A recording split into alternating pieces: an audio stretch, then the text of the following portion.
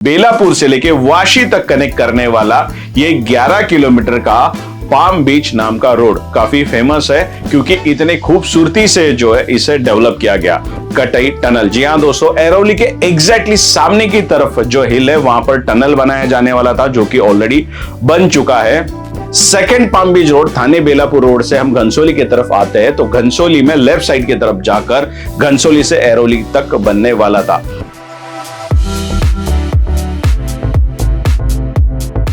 नवी मुंबई में अगर हम व्हीकल लेके ड्राइव करके आते हैं तो हर किसी को लगता है कि एक राउंड नवी मुंबई के पाम बीच रोड के ऊपर जरूर होना चाहिए। बेलापुर से लेके वाशी तक कनेक्ट करने वाला ये 11 किलोमीटर का पाम बीच नाम का रोड काफी फेमस है क्योंकि इतने खूबसूरती से जो है इसे डेवलप किया गया और इसके एक तरफ हाई राइज टावर देखने मिलते। Even Navi Mumbai municipal corporation इसी रोड के ऊपर डेवलप हुआ है। काफी खूबसूरती से यह रोड डेवलप हुआ है जिस वजह से हर किसी को लगता है कि एक राउंड या फिर एक टेस्ट ड्राइव जो है जरूर इस पाम बीच रोड के ऊपर होनी चाहिए। लेकिन आज की तारीख में नवी मुंबई में फिर से एक नया पाम बीच रोड बनने वाला है। इसकी कई सारी बातें जो है सामने आ रही थी। फिर क्या था, मैंने सोचा चलो एक डिटेल में इंफॉर्मेशन जो है नया पाम बीच रोड जो बनने वाला है उसके ऊपर आपके साथ शेयर की जाए। वैसे मेरा नाम है गणेश और इस चैनल का नाम है प्रॉपर्टी कवरेज, जहां पर मैं करता हूं रियल एस्टेट, इंफ्रास्ट्रक्चर और डेवलपमेंट के ऊपर रिसर्च। और ये भी जो भी रिसर्च होती है वो ट्रांसपेरेंट तरीके से आपके सामने लाने की मैं कोशिश करता हूं। तो आज का वीडियो अगर आपको पसंद आता है तो कमेंट सेक्शन में जय हिंद जरूर लिखिएगा और चैनल को सब्सक्राइब जरूर करिएगा ताकि अगली बार वीडियो अपलोड करूं तो आपको नोटिफिकेशन मिल सके। वैसे बात करते हैं नवी मुंबई के ऊपर, तो जब से नवी मुंबई डेवलप होनी शुरू हुई तो नवी मुंबई को एक्सेस करने के लिए मुंबई से ज्यादा ऑप्शंस नहीं थे। सबसे पहले बात करेंगे थाने की, तो थाने की ओर से जो एरोली, रबाले इस तरफ का लोकेशन है वहां से जो है हम नवी मुंबई को एक्सेस कर सकते थे। लेकिन साथ ही साथ जो हमारा साइन पनवेल हाईवे है वहां से हम वाशी तक आ सकते थे, यानी वाशी से ही नवी मुंबई की डेवलपमेंट शुरू हुई थी। तो वो एक ऑप्शन था। लेकिन साथ ही साथ कई सालों पहले जो है एक ऑप्शन सोचा गया जहां से मुंबई के साथ नवी मुंबई की कनेक्टिविटी और भी बेहतर हो सकती थी और वो ऑप्शन था मुलुंड से एरोली ब्रिज। जी हां दोस्तों, मुलुंड से अगर एरोली तक आना था तो वो पॉसिबल नहीं था बिकॉज बीच में थाने का बड़ा सा क्रिक था और उसी क्रिक के ऊपर एक फ्लाईओवर बनाया गया जिससे मुलुंड, थाने या फिर मुंबई के तरफ के जो लोग थे वो आसानी से इस फ्लाईओवर के थ्रू ड्राइव करके नवी मुंबई या फिर एरोली की तरफ आ सकते थे। और अंत में हमारे सामने चौथा ऑप्शन भी आया और उसका नाम था अटल सेतु। जी हां दोस्तों, अटल सेतु से जो है मुंबई से नवी मुंबई काफी लोग आसानी से आ सकते हैं।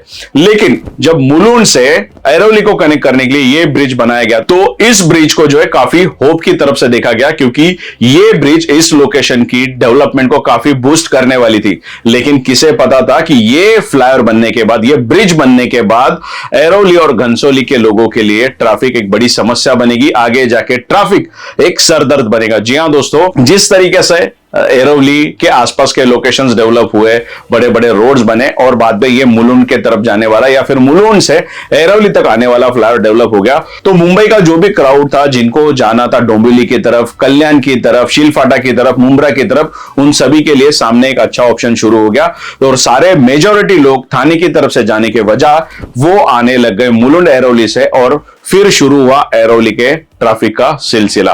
आज की तारीख में अगर हम इस ब्रिज से, इस फ्लाईओवर से एरोली के तरफ आते हैं तो वहां पर मेजॉरिटी लोकेशंस पे हमें ट्रैफिक देखने मिलते। खास करके ट्रैफिक ज्यादा तब देखने मिलती है जब इवनिंग का टाइम आता है क्योंकि वो जो ब्रिज है वो एरोली से होते होते हमारा थाने बेलापुर रोड जो है उसे कनेक्ट करता था और उसी रोड के ऊपर कई सारे आईटी हब्स है जो कि शाम के टाइम पे ऑफिस से लोग निकलते हैं जिस वजह से एरोली की तरफ से आने वाला ट्रैफिक और थाने बेलापुर रोड से घर पे जाने वाले लोग, इसके चक्कर में इस जंक्शन पे, इस लोकेशन पे कई सारी ट्रैफिक बढ़ने लगी।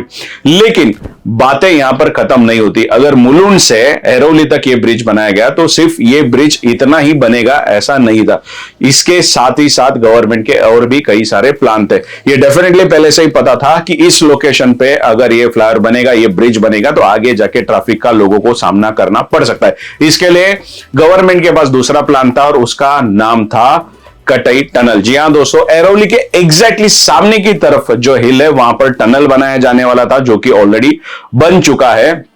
और जैसे ही हम मुलुंड से एरोली की तरफ आते हैं तो वहां से बाईपास एक फ्लाईओवर डेवलप किया जा रहा है जिसके थ्रू जो है उस टनल के थ्रू हम शिलफाटा हो गया, मुंब्रा हो गया या फिर डोंबिवली और कल्याण की तरफ काफी आसानी से जा सकते हैं। लेकिन बातें यहां पर फिर भी खत्म नहीं होती है, क्योंकि इस वीडियो के शुरुआत में ही मैंने आपको बताया था कि आज के इस वीडियो में हम बात करने वाले हैं कि न्यू पाम बीच रोड के ऊपर। जहां दोस्तों पाम बीच रोड वैसे बेलापुर से शुरू होता है, बाद में सिउड़, नेरुल, सानपाड़ा जैसे लोकेशन आते हैं और अंत में जो है वाशी में थानी बेलापुर रोड पर आके जो है ये 11 किलोमीटर का बड़ा सा पाम बीच रोड खत्म हो जाता है। लेकिन सेकंड पाम बीच रोड थाने बेलापुर रोड से हम घनसोली की तरफ आते हैं तो घनसोली में लेफ्ट साइड की तरफ जाकर घनसोली से एरोली तक बनने वाला था।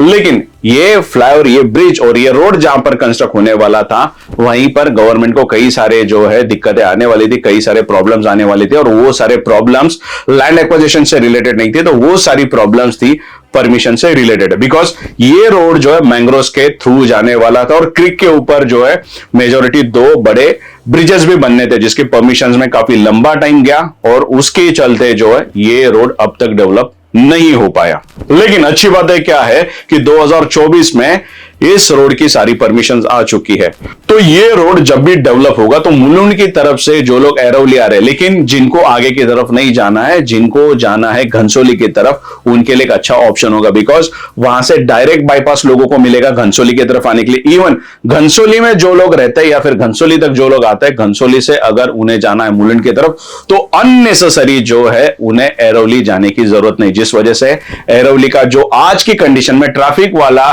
सीनारो है वो धीरे धीरे काफी स्लो होते दिखाई देगा। साथ ही साथ जब भी कटई टनल शुरू होगा तो जो लोग मुंब्रा या फिर कल्याण या फिर डोंबिवली की तरफ या फिर शिलफाटा की तरफ जाना चाहते हैं उनको एरोली में उतरने की जरूरत नहीं है। तो सीधा सीधा अगर वो एरोली की तरफ आते हैं तो वहां से बाईपास एक फ्लाईओवर मिलेगा जिसके थ्रू जो है टनल के थ्रू वो अदर लोकेशंस पे जा सकेंगे। तो फ्यूचर में एरोली और घनसोली के इस लोकेशन के ऊपर आज की तारीख में जो ट्रैफिक हमें देखने मिलता है वो काफी हद तक कम होने वाला है ये सेकंड पाम बीच रोड डेवलप होने के बाद। वैसे घनसोली की तरफ से जहां से ये ब्रिज शुरू होने वाला है उसके बाद में मैंग्रोव्स के ऊपर कई जगह पे जो एलिवेटेड रोड बनेगा, लेकिन उसके बाद में जो है 1050 मीटर का जो है बड़ा सा फ्लाईओवर क्रिक के ऊपर बनाया जाएगा। उसके बाद में फिर से जो है हमें एलिवेटेड थोड़ा सा रोड देखने मिलेगा और उसके बाद में जहां पर मुलुंड की तरफ से आने के बाद एरोली में जहां पर वो ब्रिज लैंड होता है वहीं पर जो है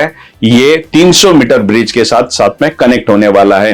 तो घनसोली की तरफ से जो लोग एरोली जा रहे हैं या फिर घनसोली की तरफ से जो लोग मुलुंड, थाने या फिर मुंबई की तरफ जाना चाहते हैं तो उनको जो है काफी राहत मिलेगी। इवन मुंबई, मुलुंड और थाने की तरफ से जो लोग घनसोली की तरफ आना चाहते हैं या फिर वाशी की तरफ जाना चाहते हैं तो उनके लिए भी काफी राहत होने वाली। साथ ही साथ जिनको कल्याण, शिलफाटा, डोंबिवली या फिर मुंब्रा की तरफ जाना है उनको कटई टनल के थ्रू जो है जाने के लिए काफी राहत होने वाली। तो कुल मिलाकर अगर देखा जाए तो आज की तारीख में एरोली में जो है लोगों को ट्रैफिक का सामना करना पड़ रहा है वो काफी हद तक फ्यूचर में कम होने वाला है। साथ ही साथ हमारे थाने बेलापुर रोड के ऊपर जो ट्रैफिक का सामना फेस करना पड़ता है वो भी कम होने वाला है, क्योंकि एरोली से जो लोग थाने बेलापुर रोड पर आते हैं तो अननेसेसरी थाने बेलापुर रोड के ऊपर काफी लोड बढ़ता है, ट्रैफिक बढ़ता है, जिस वजह से इवनिंग के टाइम पे थाने की तरफ से जो लोग आना चाहते हैं वाशी की तरफ या फिर पनवेल की तरफ, इस रोड के ऊपर ट्रैफिक की काफी दिक्कतें लोगों को फेस करनी पड़ती है। लेकिन ये सारी चीजें जो है फ्यूचर में काफी हद तक कम होने वाली है जब भी ये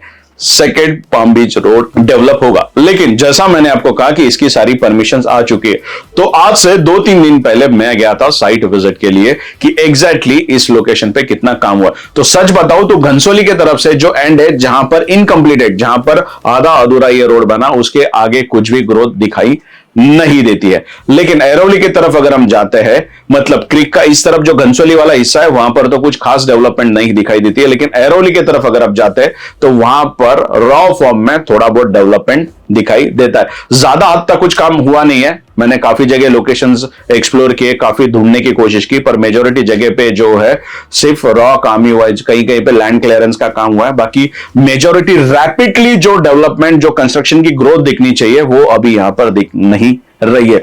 लेकिन आशा है कि जिस तरीके से अटल सेतु फास्ट कंस्ट्रक्ट हुआ, जिस तरीके से नवी मुंबई एयरपोर्ट कंस्ट्रक्ट हो रहा है, जिस तरीके से कटई टनल डेवलप हो रहा है, उसी तरीके से जो है पाम बीच, सेकंड पाम बीच रोड जो है जल्दी से डेवलप होगा और नवी मुंबई के खूबसूरती में और एक चार चांद जरूर ऐड होगा। वैसे आगे जाके इस पाम बीच रोड के ऊपर, सेकंड पाम बीच रोड के ऊपर जो भी डेवलपमेंट होगी, जो भी अपग्रेड होगा, वो सब कुछ जो है ट्रांसपेरेंट तरीके से वीडियो के थ्रू आप तक मैं पहुंचाने का जरूर कोशिश करूंगा। आपको सिर्फ इतना करना है कि साइट में जो है सब्सक्राइब का बटन है उसे प्रेस कीजिए और बेल आइकन दबाइए ताकि वीडियो अपलोड करूं तो आपको नोटिफिकेशन मिल सके। वैसे आज की इंफॉर्मेशन आपको कैसी लगी आप मुझे कमेंट सेक्शन में जय हिंद लिखकर बता सकते हैं। मैं आपसे मिलते रहूंगा नए अपडेट के साथ, नए वीडियो के साथ। तब तक के लिए जय हिंद।